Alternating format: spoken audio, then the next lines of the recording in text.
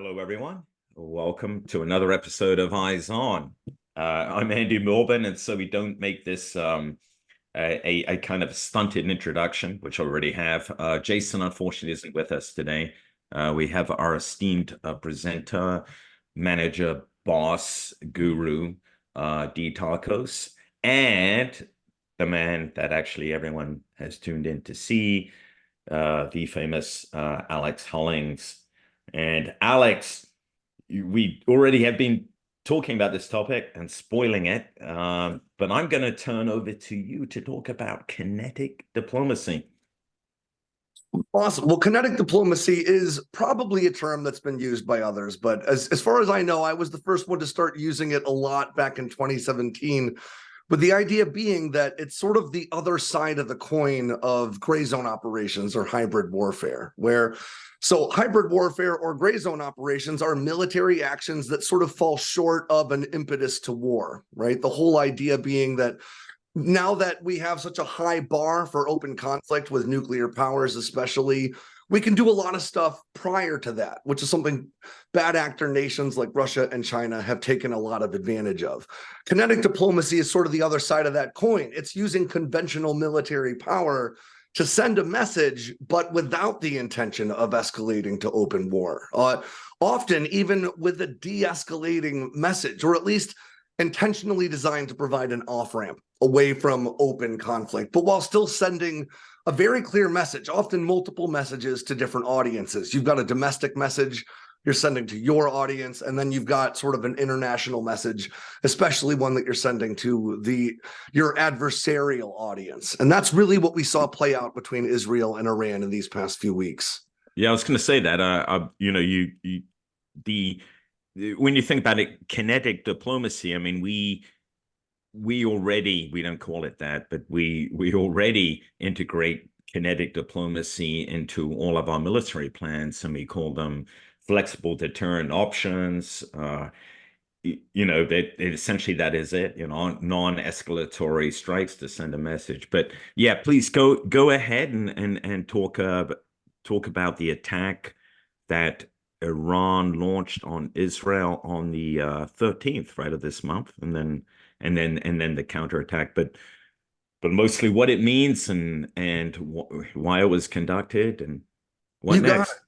So after a bit of tit for tat actions between Israel and Iran, and it's important to understand that, Iran has been conducting offensive operations in this theater for many, many years, just usually behind the guise of plausible deniability, using their tertiary actors, through the IRGC and the Quds Force.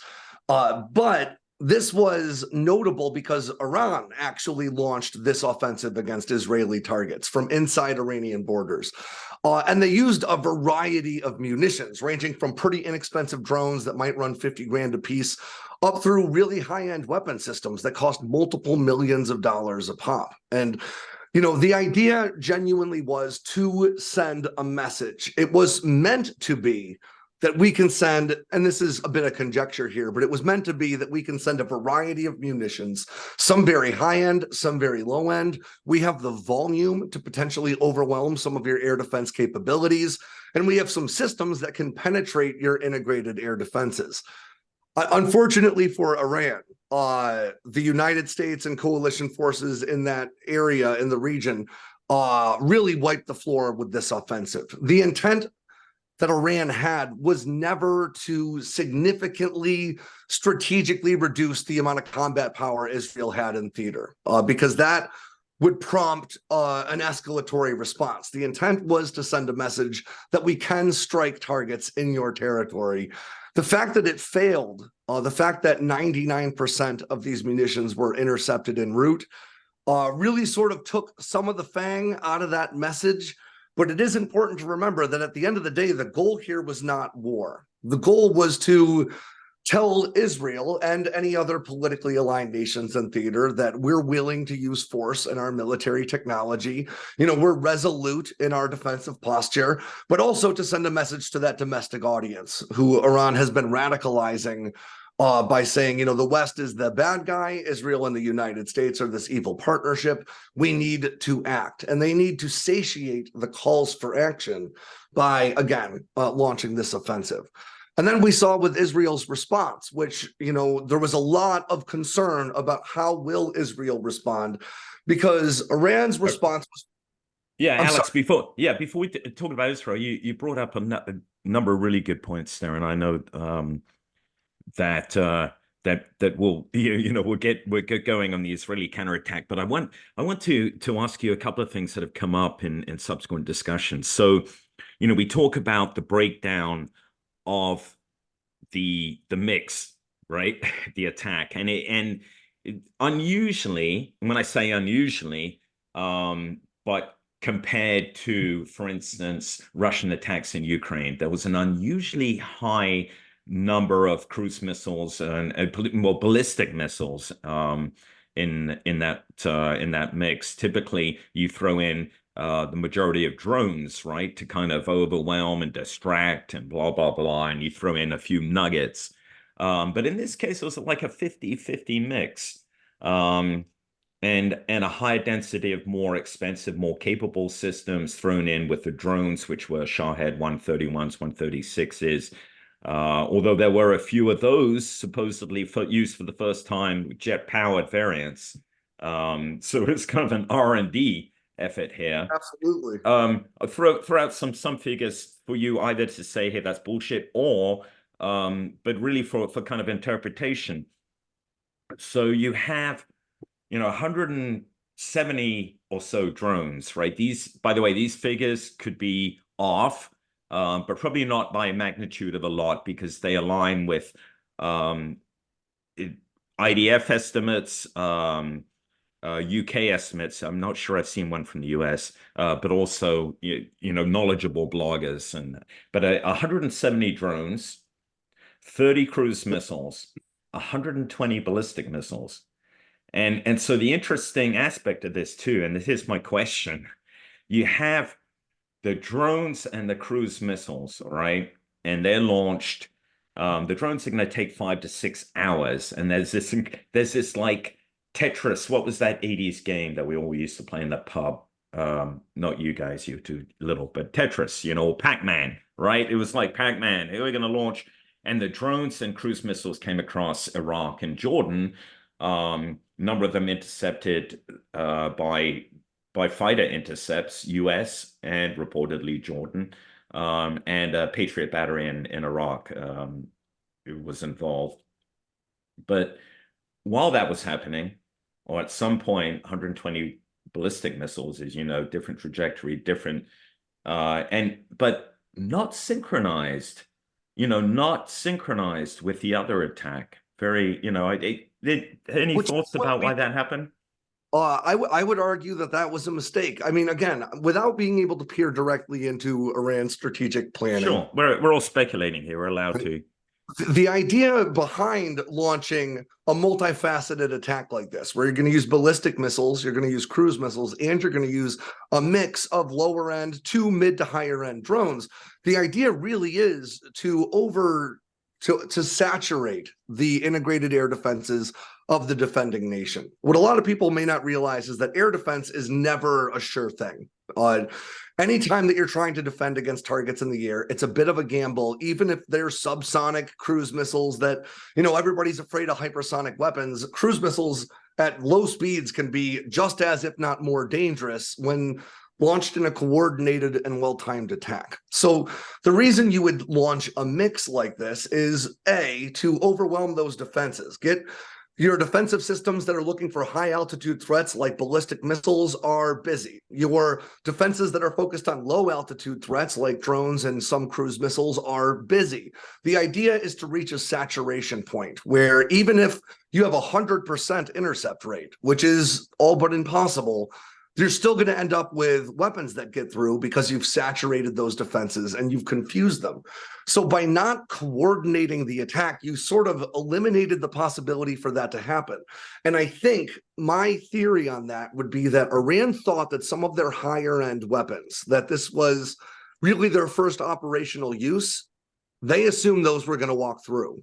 And because of that, they were creating opportunity to blunt this attack on Israel's part, with the assumption being that we're going to launch, 300 or 130 or whatever it might be. We're going to launch hundreds of munitions.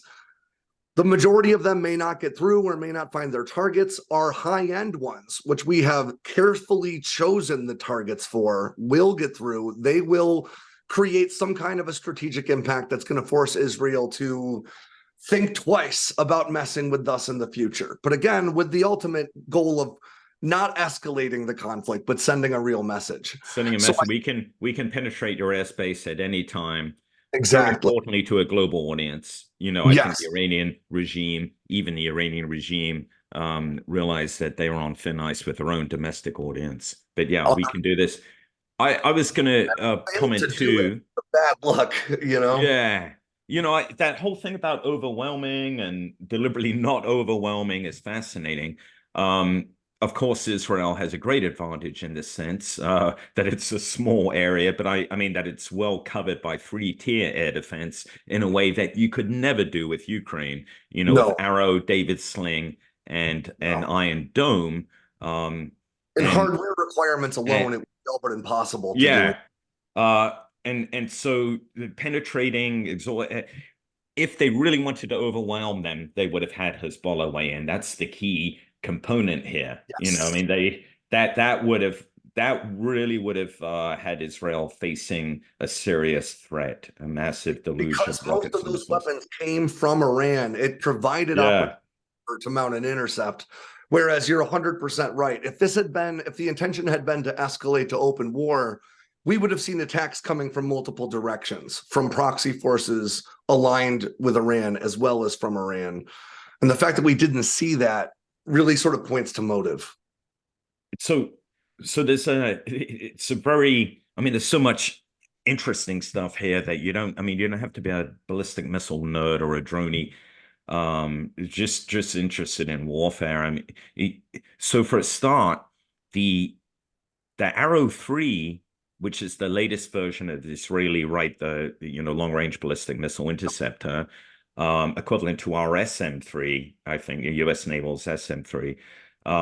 Reportedly, there were exo-atmospheric interceptions, right, which would have been the SM-3 or the Arrow 3. I believe for the first time in combat, if it is the SM-3, U.S. Navy. So we're kind of, it was a testing occasion for both sides, right? It might have been a no-show for most people watching, but there were a lot of missile heads really, really enthralled by this, and are probably still having wet dreams. Hey guys, it's Jack. I just wanted to talk to you today about a way that you can help support the podcast if you're not already. We would really appreciate it if you guys went and reviewed us on Apple or Spotify. Those reviews really help people find the podcast and help it get recognized. And, if you've been enjoying the show, we really appreciate your support. Another thing that you can do to support the channel is to become a Patreon member. So we have Patreon memberships that start at just $5 a month. And when you sign up, you get access to all of our episodes ad-free. That's the big bonus for that. I mean, we also do some Patreon bonus episodes for our subscribers. But this is the biggest and best way that you can support the Team House channel and podcast if you'd like to.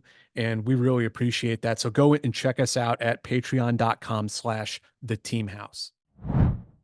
And for the people involved in the Aegis program too, Aegis is it's probably the best air defense capability this planet has ever seen, but it gets a lot less conversation than Patriot and, some of these other platforms that have seen use in Ukraine. But it was an opportunity for Aegis to shine that, I think nerds like me really appreciated. But if you aren't a nerd like me, it probably, like you said, seemed like a bit of a non-event, Well, yeah, I mean, sadly, it's a non-event because of technology and Western liberal democracy's military success in missile interception. It would be anything but. It's easy for us to laugh about this massive attack, but it relied on.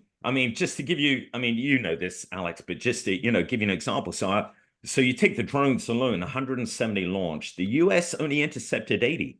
right?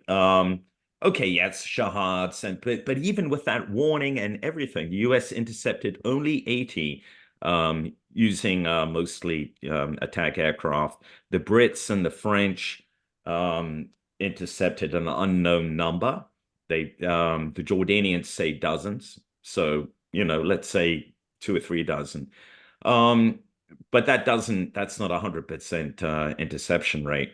And interestingly, too, when you do the math on the ballistic missiles, the interception rate doesn't work out either, which means that a large number may well have crashed in Yes.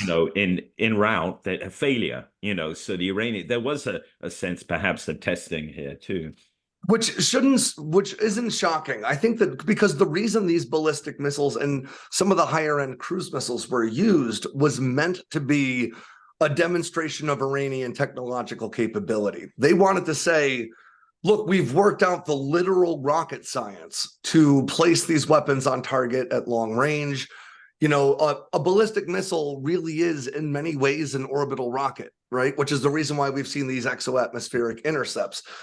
So the ability to propel a weapon like this and then to actually guide it to a target is a pretty significant capability. The same way coordinating cruise missile strikes at low altitude to hide behind the horizon of the Earth is a pretty significant modern military capability. And the whole goal here was to show off those sophisticated military capabilities. Of course, it didn't pan out quite like that, but I agree with what you were saying earlier that there was good reason behind this mix, and that good reason was that Iran did assume there was going to be a high intercept rate, but they also assumed that their higher end, most capable weapons were going to get through, and it looks like they also planned for a certain failure rate, which would point to a decent testing apparatus if they were aware of their failure rate, Yeah, that's a great point. It hadn't occurred to me. And all those systems that kind of the drones and the cruise missiles arguably would be used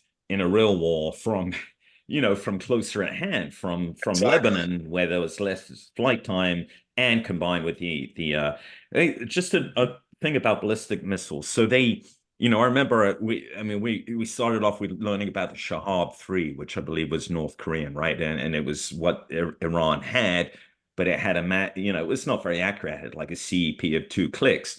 And then all these other names start emerging, right? And most recently the Khyber, the Khyber Shikan, which supposedly was launched this time. Someone explained to me that every time the Iranians do a minor change on the Shahab 3, improve the guidance system, improve the range, solid fuel is the latest thing, solid fuel for the Khyber Shikan. It gets a new name, but it was all built on this basic North Korean design. And they're testing it, they need to test it. Absolutely. And they're testing it, with active use at times, you know what I mean? Like, as we saw in this engagement, you know what I mean? That's one thing that Iran benefits a great deal from their proxies for, is that while Iran might not necessarily launch offensive actions, under their own banner all that often, they are able to collect data from the offensive strikes launched by proxy forces all throughout the region all the time, not just all the time, yeah. How those function, but also on the response to them, which I think is why Iran likely thought that they had identified some holes they could poke in the Israeli defense that didn't end up being holes quite the way they thought. Yeah, but interestingly, if let's say, the two air bases that were hit, Nevatim, and I think the other one was called Ronan. They're both, and the other places that were hit were up in the Golan Heights, and which, by the way, when you look at the number of hits, they're definitely more. It means that even with all those systems, that by the time it got to Israeli airspace, their advertised intercept rate of 99% wasn't quite correct, right? It was lower than that without being overwhelmed. So that should be a warning to the Israelis, as it is. The Iranians did them a favor by kind of but anyway, so they got missiles in. By the way, they were using, we talked about ballistic missiles. The cruise missiles were an upgraded version, which are pricey, especially by Iran. Yeah, it's like the Pavar It's first seen in 2023, exactly, and that's probably why they used far fewer. But anyway, so they hit these two bases and they go on. Well, these two air bases are in they're out in the desert. And so the point is that there isn't civilian infrastructure. There's not a lot of opportunity for things to go badly wrong. Now, it so happens a Bedouin kid was hurt, but that kind of shows how sparsely populated this area was. So it's as though, okay, we're going to go towards two of your defensive positions. It's going to make good optics. One of them, by the way, isn't that far from Dimona, your nuclear, research center. So there was all kind of a guided message in this too, right? Very deliberate selection of targets. Same thing with the Golan, disputed area, but sparsely populated, already evacuated by the Israelis, as the Iranians knew. Nail on the head, and this speaks exactly to what kinetic diplomacy is. It's the idea that you're going to take military action. You want to demonstrate your strength. Basically, most of all, you want to save face. That is the baseline requirement for kinetic diplomacy, is to save face, especially with your domestic audience.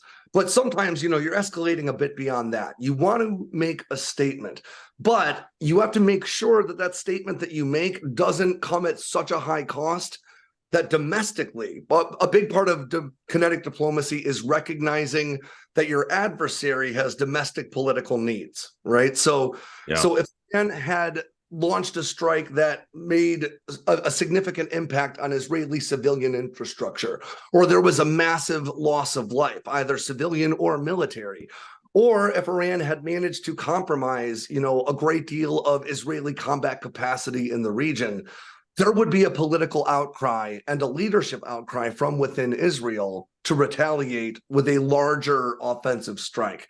So exactly as you're saying, these targets were chosen very specifically, meant to send a message, but while still creating that off-ramp, while still creating opportunity for this not to continue to escalate toward open war, while Iran still gets to try to send the message to the international audience they want to send, while Iran creates opportunity for Israel to manage the expectations of the Israeli audience without escalating to open war.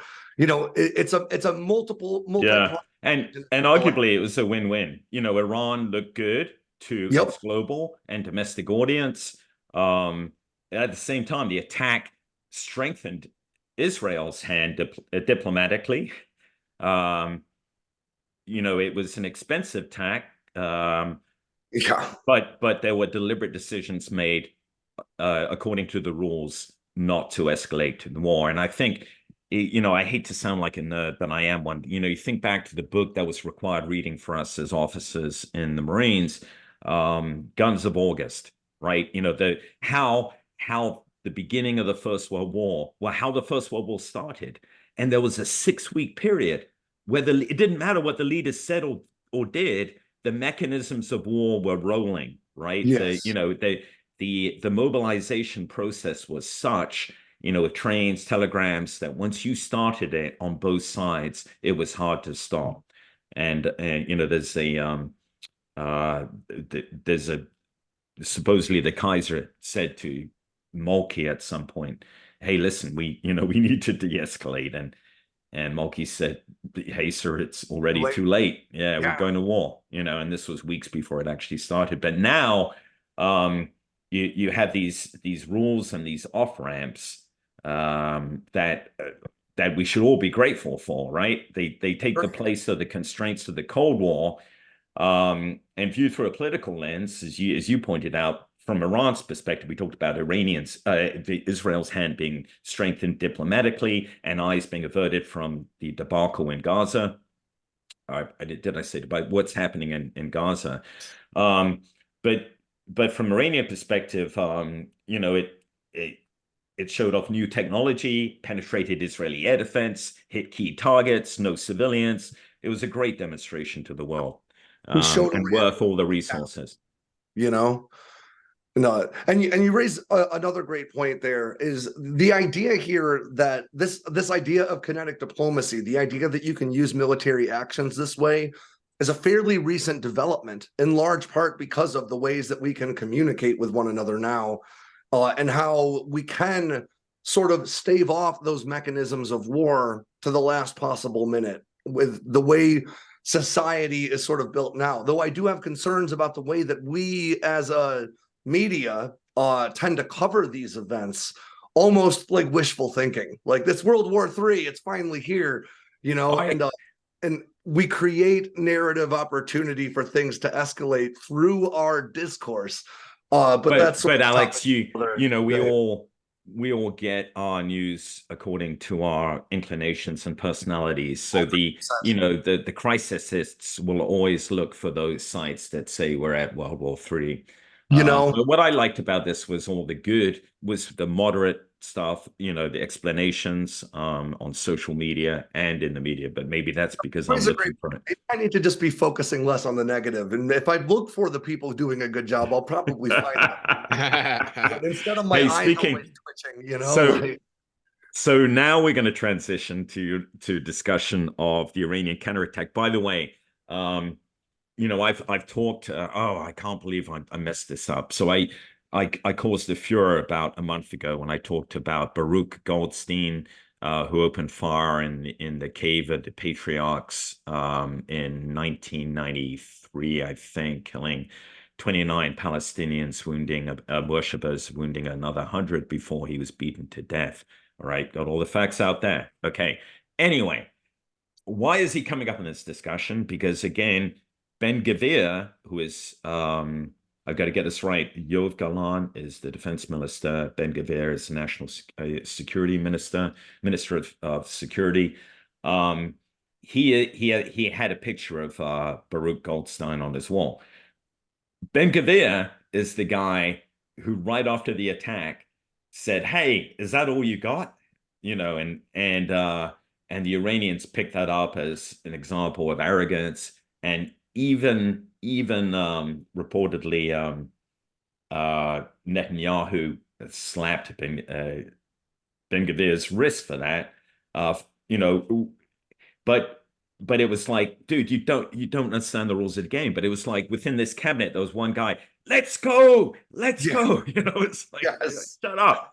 And then Ben-Gvir, he's had 78 traffic citations in the last 23 years, including a number of accidents. Then he rammed an Israeli civilian's car in his armored car, put people in hospital, to include his own daughter. I didn't know about this. Yeah, it happened a couple days ago.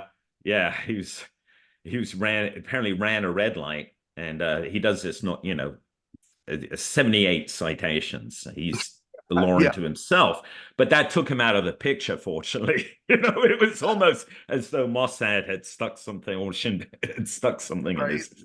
Well, I'm not suggesting that for a moment. Well, he also tweeted after the Israeli counterstrike on Isfahan that it was a weak counterstrike. Yeah, that's right. To cut the knees out from under this kinetic diplomacy strategy. Yeah, I know. Real time. You know, there's always a free radical. Yeah, absolutely. Can we get into that Israeli counterstrike, just because it kind of was surprising, you know? It seemed like Israel completely defeated everyone's, at least Iran's, air defenses and stuff like that. It does seem as though they were very effective. Now, I've read a couple different competing claims about exactly what munitions were used and which platforms launched them. But you could argue that Israel's response was much more kinetic diplomacy than it was military action, in that there was a lot of concern about how Israel was going to respond. When I posted my video about the Iranian attack saying this was never going to cause World War III because that wasn't the outcome either side were pursuing, you know, the response in the comments was repeatedly, yeah, but Israel's going to escalate, and that's what's going to create the opportunity for a runaway escalation. And, you know, and my response at the time was, well, this is what we need to be looking for. We need to be looking to see how Israel responds and whether or not it's a measured response or an escalatory one. And there was obviously a great deal of political pressure on Israel to minimize this retaliatory strike. But it's also important for us to acknowledge that that political pressure also creates the need within Israel to respond, because the last thing they want to do is be seen as though they are just doing whatever they're told by the United States or by the current administration. You know, this is a running narrative you see from bad actors all the time, that the U.S. is either a slave state to Israel or vice versa. You want to make sure that you don't, enable those narratives. So Israel had to respond. The United States was clear that if it was an escalatory response, you couldn't count on American support in an offensive, though likely you could in the defensive measures that would follow. And I think Israel really, I think it was a pretty crafty response, because it created tons of opportunity for narrative play within Israel and Iran, and in the geopolitical environment. And that being that within Israel, you can say that these weapons, which were launched from aircraft a few hundred miles out without penetrating Iranian airspace, the weapons made it through, by and large, through Iranian defenses, found targets that were not necessarily a huge strategic impact on Iran, because again, this is important. We need to make sure that we don't compromise Iran's military capabilities in theater, or they'll have to respond. You want to send a message that isn't one that's too much of a stomach blunt, too much of a shot to the gut. So Israel demonstrated its ability to fly right through Iranian air defenses, which within Israel is a powerful domestic message. And in can I stop you there for a moment? Yeah. I mean, yeah, but arguably that was not too big an obstacle, since they have F-35s and glide bombs, right? And yes. I'm wondering if that was a discussion beforehand with the US. I definitely think so. I think that what we saw was a carefully concocted plan. And the plan was, again, it was emphasizing that kinetic diplomacy side rather than offensive operations.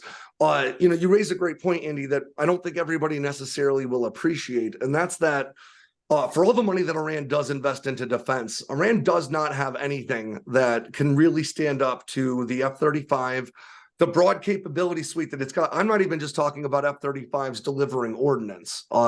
Just in electronic warfare capacity alone, F-35s can enable a lot of other types of offensive operations. So, I liken a lot of this to being in a bar. I'm a big rugby guy. There's always a big drink up after the rugby game. And depending on who you're playing with, there may or may not be a fight in that bar, right? And when you're walking around in that bar and there's the short guy who picks a fight with everyone, this bad actor state, right?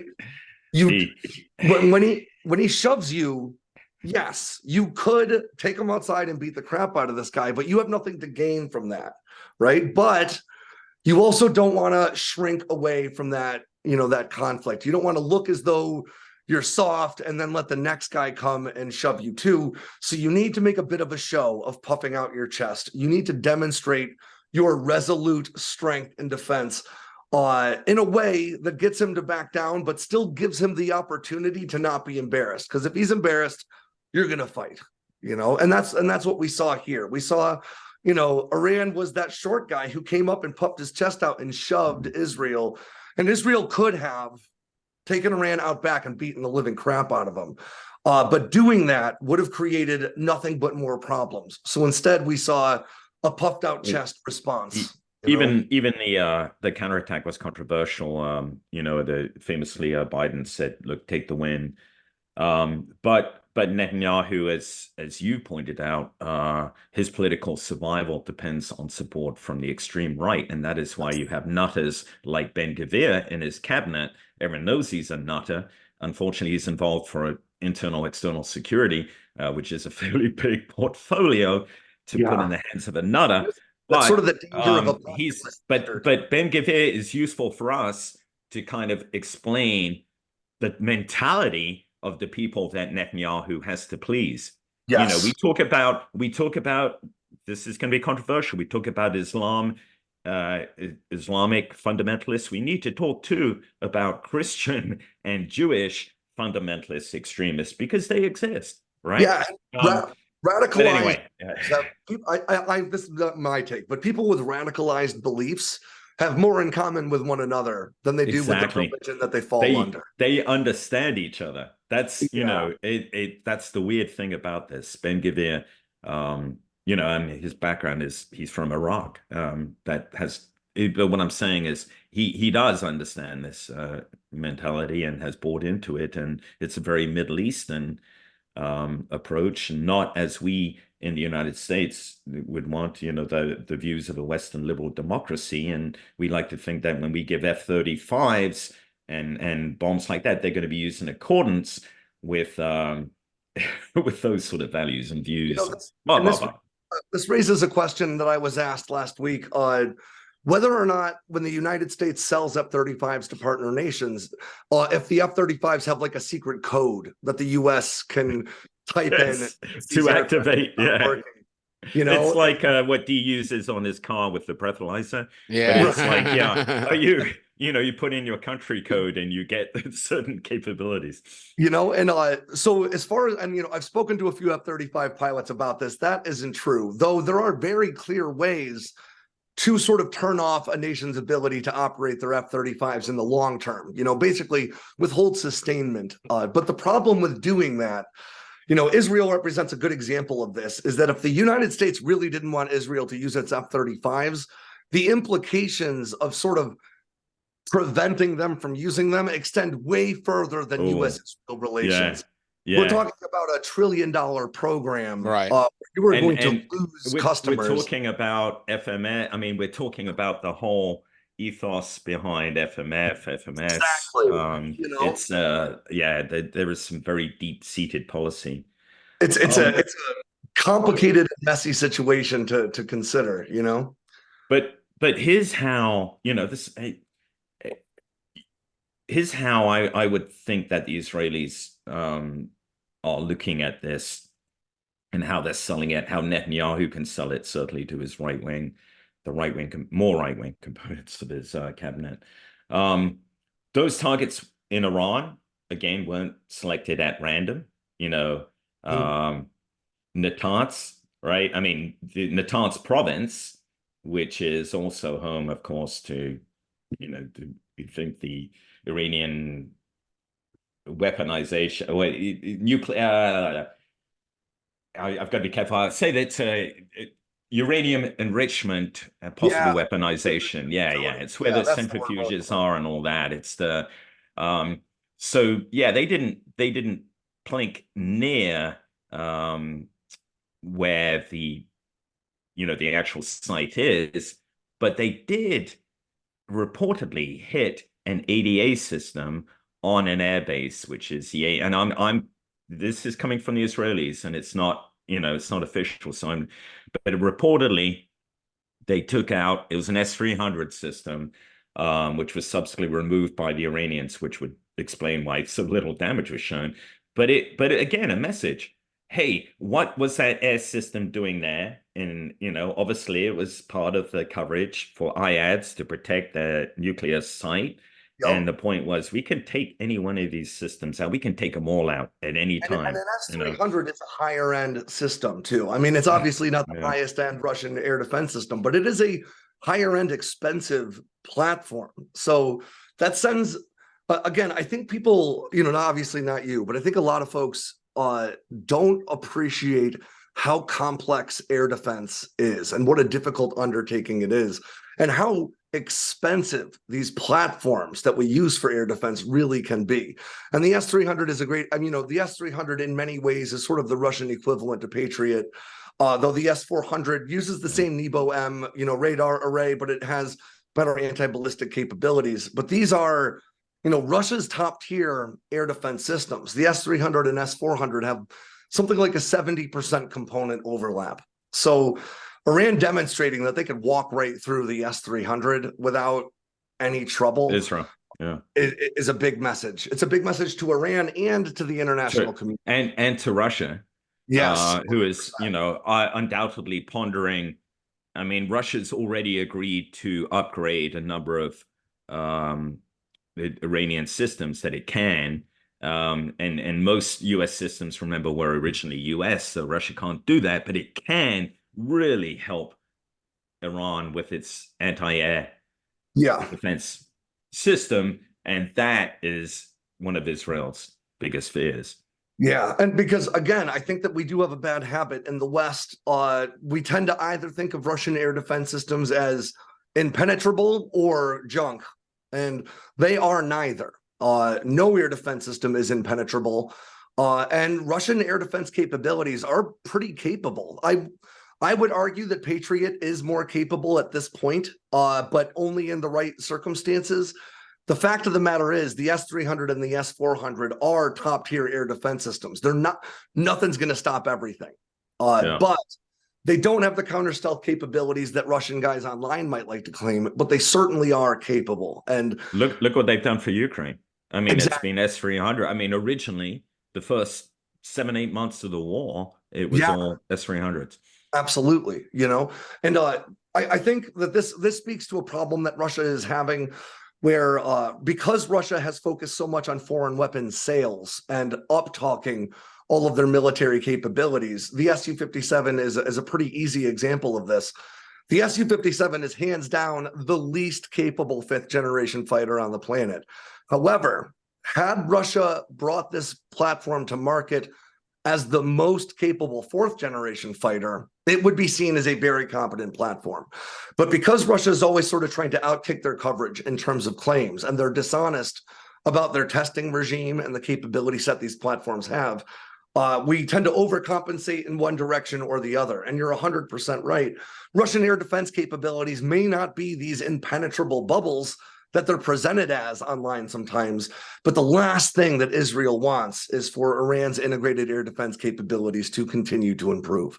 And the more improved they are, the higher end Israel's attacks would have to be, or responses would have to be. And the higher end something is, the more implicit risk. You know, if Israel lost an F-35 over Iran in this response, that would have been a much bigger deal than Israel launching some missiles into Iran. Yeah, that would have been huge. You know, you had me thinking. We won't. Unfortunately, we've only got this one episode, so I have to bring you back. But you know, the nuclear threat from Iran, and I'm not a nuclear expert, so this is all from research and reading, talking to people. The worst case scenario is that Iran, and there are indicators to suggest Iran might be in this position, can break out within 6 months in producing, you know, adequate amount of enriched uranium. Well, 6 months doesn't mean they can launch a missile. They still have to weaponize it, but nevertheless, having weapons grade uranium sufficient quantity for 4 or 5 weapons within 6 months, which is it's a frightening prospect. It's terrifying for Israel, that regards it as an existential threat, and it heightens tensions within the Israeli national security community between two schools of thought on how to deal with this. I say two schools because there is no longer a diplomatic school of thought.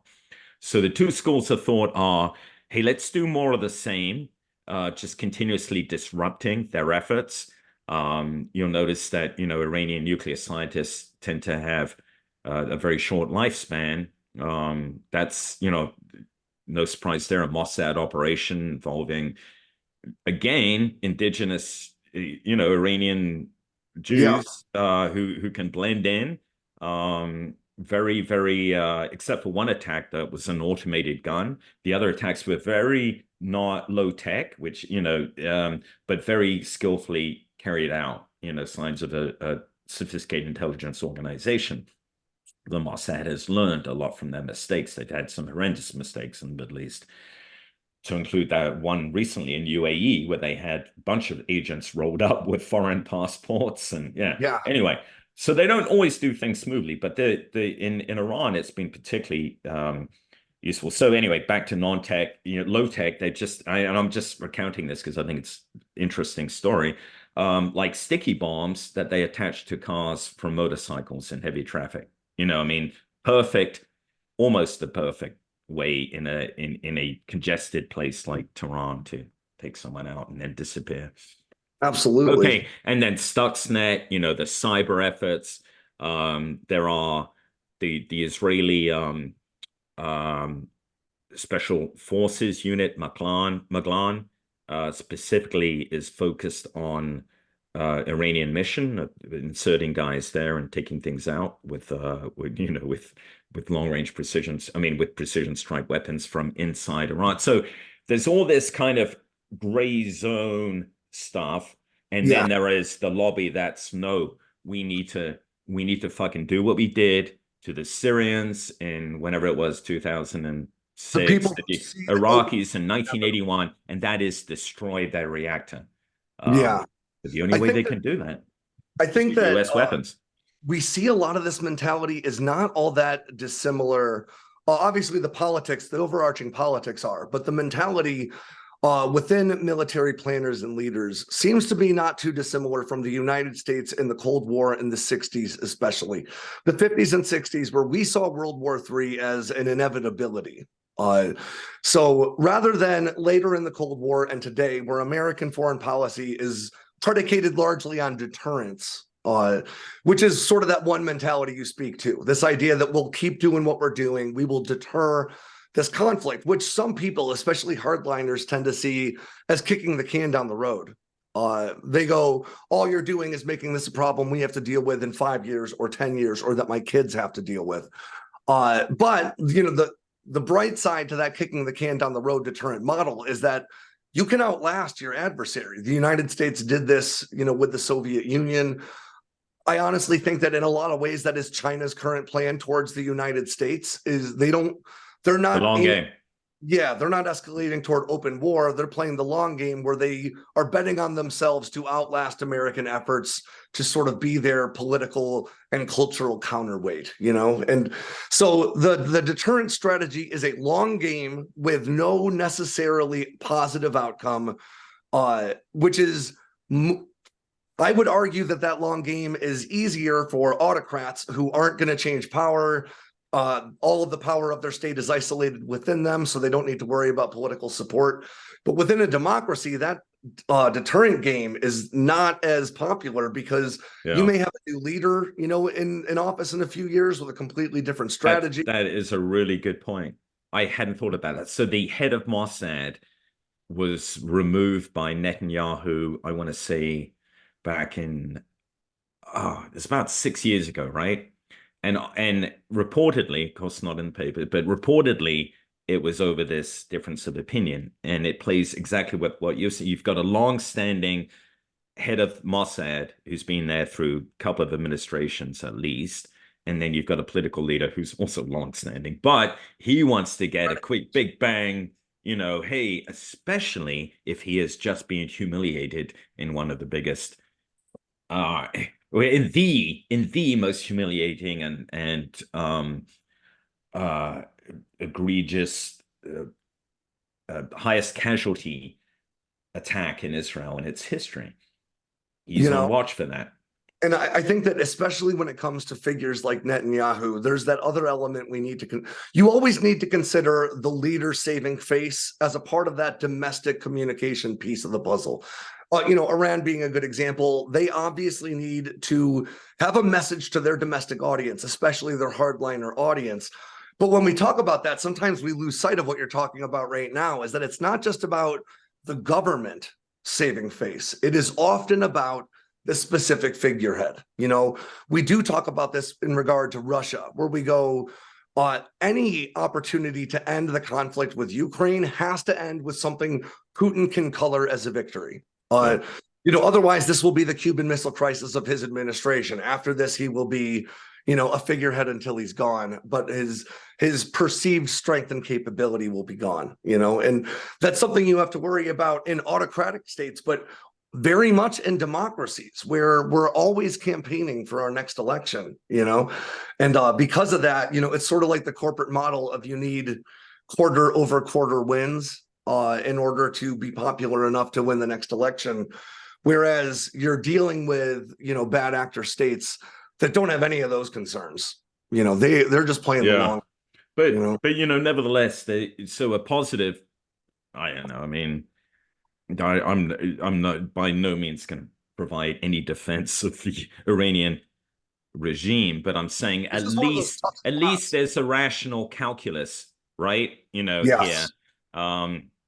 based on self-interest, of course, but it's a rational calculus. It's not, which is what we're concerned about, for instance, with Putin.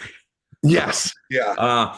But anyway, no, I'm not downplaying the Iranian threat for Iranian regime by any means, because I would say I'm not Chicken Little. I am glass half full, but I think we need to be a little bit concerned about such a well-telegraphed event, not deliberately not synchronized, deliberately not intended to go after population centers, deliberately not combined with local proxy attack, and yet a number of missiles got through. Yes. Way more than the 1% that was advertised. And the US only destroyed 80 drones. You know, if there was indeed, as it looks like, up to a 50% failure rate, then you know, luck was a big player in this too. Yes. Yes. Now the Iranians knew that they probably had that was going to happen, as you said. So maybe that's not quite the case, but the point is still that even when everyone's making every effort not to escalate, not to hurt people, okay, missiles get through. Yeah. And so you multiply that by tens of thousands or whatever. I mean, or thousands, which is not an exaggeration when you throw in Hezbollah, rockets, everything, projectiles. Yes. And you have an overwhelmed Iron Dome system, then the results are, you know, it's a harbinger. And I think anyone who laughs at it is missing some of the serious undertones here. I agree. And to be honest, I even think, so I've written in the past about our misconceptions about the air defense enterprise and how, especially those of us who live in a very safe environment, and we've never, you know, those of us who have never been in, you know, a forward environment where you may have threats coming in from above you, we don't recognize how much of a sure thing air defense is not, you know. So amen to that.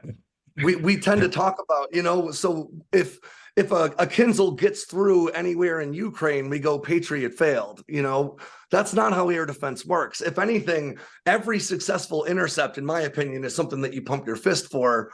And the intercepts that don't happen, the weapons that get through, are the ones that I expect and anticipate, because air defense as a whole is, you know, you're not just trying to hit a bullet with a bullet. You're trying to hit a maneuvering bullet with a maneuvering bullet. Well, both of the bullets fly faster than bullets, you know, and in these circumstances, especially if Iran had coordinated this strike, where you have threats coming in from above and from breaching the horizon with the cruise missiles and from drones, which create a great deal of clutter for these radar arrays to try to distribute through. The way air defense works is pretty simply, you blip, you know, that item as it's coming towards you here, and then you blip it again a little further and you calculate its trajectory.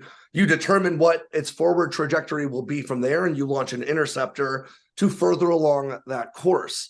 So let's say you can do that to 30 targets simultaneously, and there are 100 targets coming through. The concern isn't just whether or not you're going to be able to take out 30% of the targets coming through. You run into confusion and problems with that, where you might use multiple interceptors on the same target. You might end up hitting nothing. You know, this is an old rugby and football axiom for me, but if you try to hit two guys, you'll miss both. You know, you create the confusion on the battlefield that allows for a much more successful attack. And to your point, which I hadn't thought of before, the fact that Iran didn't coordinate the timing of these strikes almost looks like they were trying to create the opportunity for a high intercept rate. And maybe even to lull you into a bit of a false sense of security, you know? Yeah, and my point is, even then, the rate was not high enough. Yes, that's really my point.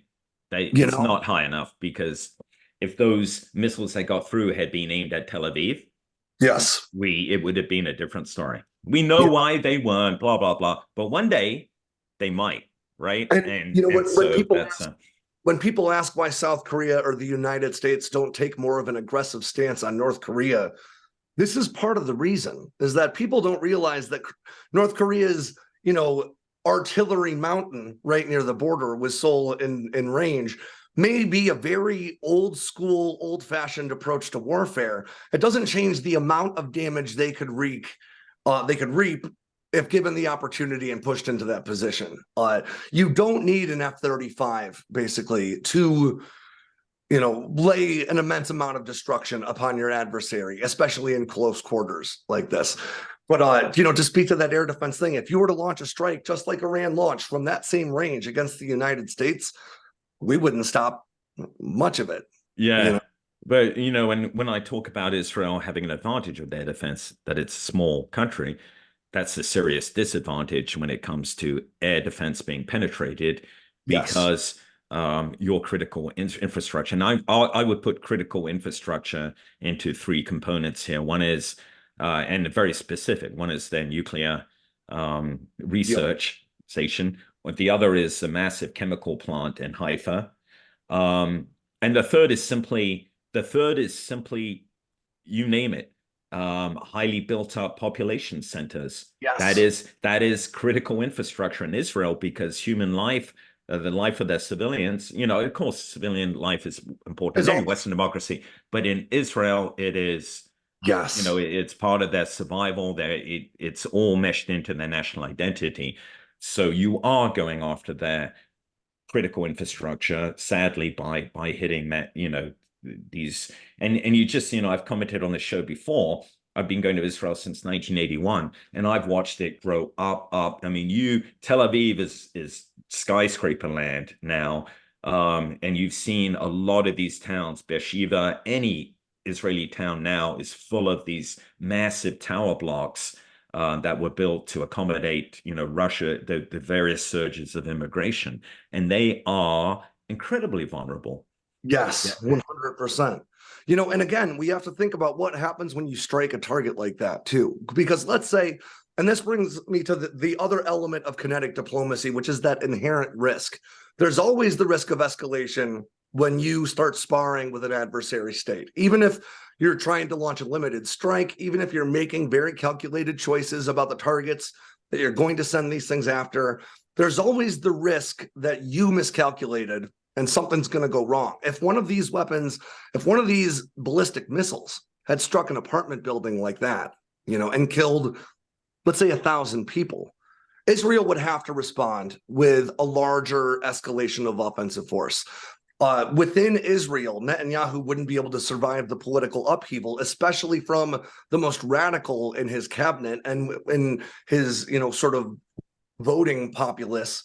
If he just let that pass, his political career would be over, and Israel's defensive posture would be degraded, right? So from his perspective, he would have no choice but to go and take lives, maybe more likely, in Iran. And because we didn't see that, we dodged a bullet, but whenever, I want to be clear when I talk about kinetic diplomacy, because it sounds almost cheeky, I'm like, it's just tit for tat political measures. Lives are lost. These are bloody actions, but the idea is to keep them, sort of within that threshold where they stay, in a very real way, they stay gray zone operations. They're offensive military operations that are meant to fall short of that threshold for open war.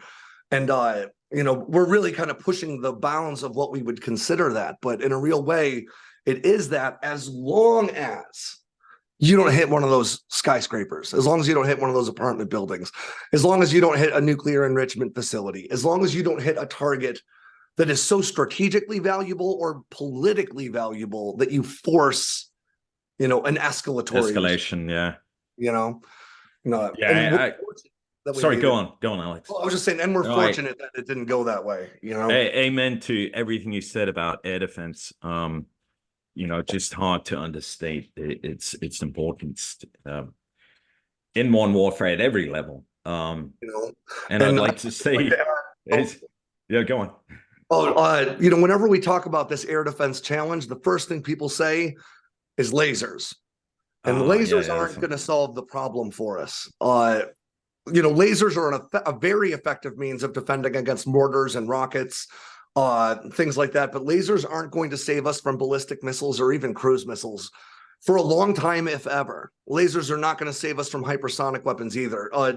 They're a short range air defense. Nailed it. Lasers are like a modern Sea Whiz. I think what people don't understand, I mean, some people, but for, as you pointed out, ballistic missile interception, you can't intercept a ballistic missile at any point on its trajectory. It has to be at certain points. Normally, I'm going to be criticized for getting this wrong, but normally, after entering exo-atmosphere at the zenith of its trajectory, and then again when it's re-entering atmosphere, I think. But I will be corrected. But anyway, the point is just only a limited number, and you can't use a laser.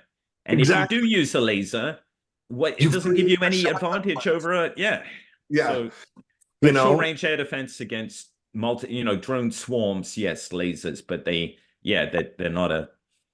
And to speak to what you were saying before about those, if it were coordinated and coming in waves, you run into a real problem fast, because the problems you run into with air defense are depth of magazine, and the cost exchange ratio becomes a real concern in prolonged conflict. But depth of magazine is a concern today, because if you use up all your interceptors, it doesn't matter how good your air defense is. Everything's getting through, and so the fact that we didn't see multiple waves, the fact that they weren't coordinated at one time, these were all opportunities Iran put in there for that off ramp. But again, I'm not portraying Iran in a positive light here. Like you said, this was self-serving. Iran does not want to get into an open war they might lose any more than anybody else does. They are bad actors, but they're not stupid.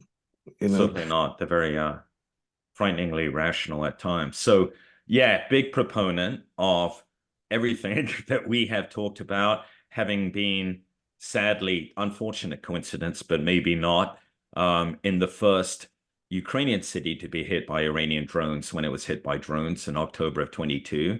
And then sadly in Israel, the first time Israel was hit by Iranian drones.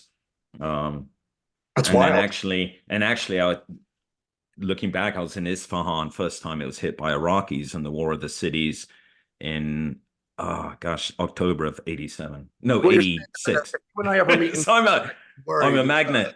Did you say, Alex? What'd you say? So what Andy's saying is, if we ever meet in person, I should be concerned. In a deep shelter.